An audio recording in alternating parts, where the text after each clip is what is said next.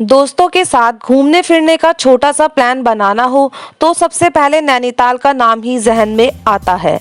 जहां गर्मियों में नैनीताल की खूबसूरती और ठंडा मौसम सैलानियों को अपनी ओर जैसे खींच लाते हैं, वहीं सर्दियों में बर्फबारी और विंटर स्पोर्ट्स के दीवानों के लिए नैनीताल स्वर्ग बन जाता है।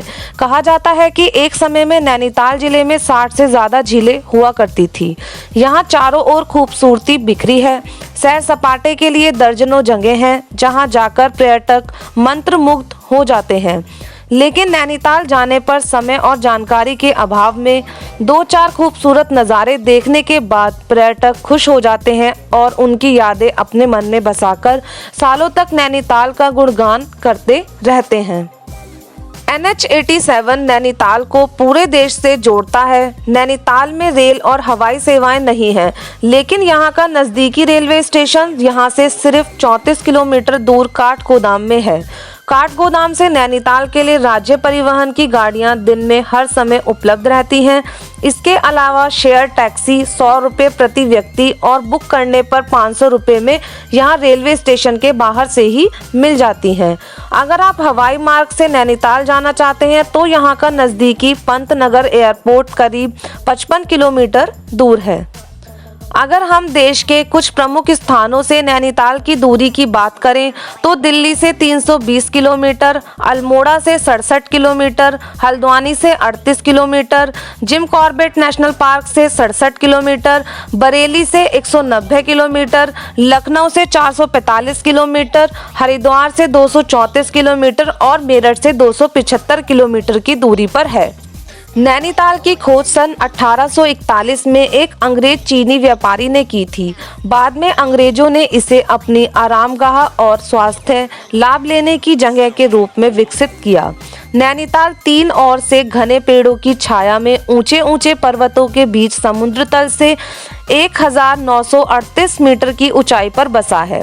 यहाँ के ताल की लंबाई करीब 1358 मीटर और चौड़ाई करीब 458 मीटर है। ताल की गहराई 15 से 156 मीटर तक आंकी गई है। हालांकि इसकी सही जानकारी अब तक किसी को नहीं है। ताल का पानी बेहद साफ है और इसमें तीनों ओर के पहाड़ों और पेड़ों की परछाई साफ दिखती है। आसमान में छाए बादलों को भी ताल के पानी में साफ देखा जा सकता है। रात में नैनीताल के पहाड़ों पर बने मकानों की रोशनी ताल को भी ऐसे रोशन कर देती है जैसे ताल के अंदर हजारों बल्ब जल रहे हों। ताल में बत्तखों के झुंड, रंग बिरंगी नावें और ऊपर से बहती ठंडी हवा यहाँ एक अद्भुत नज़ारा पेश करते हैं।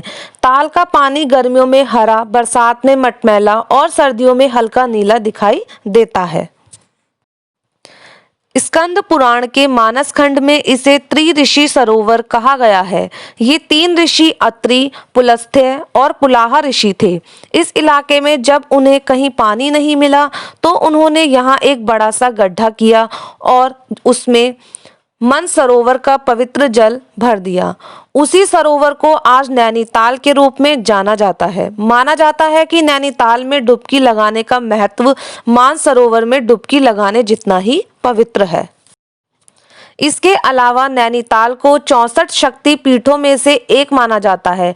माना जाता है कि जब भगवान शिव माता सती के शव को लेकर पूरे ब्रह्मांड में भटक रहे थे तो यहाँ माता की आंखें गिर गई थी।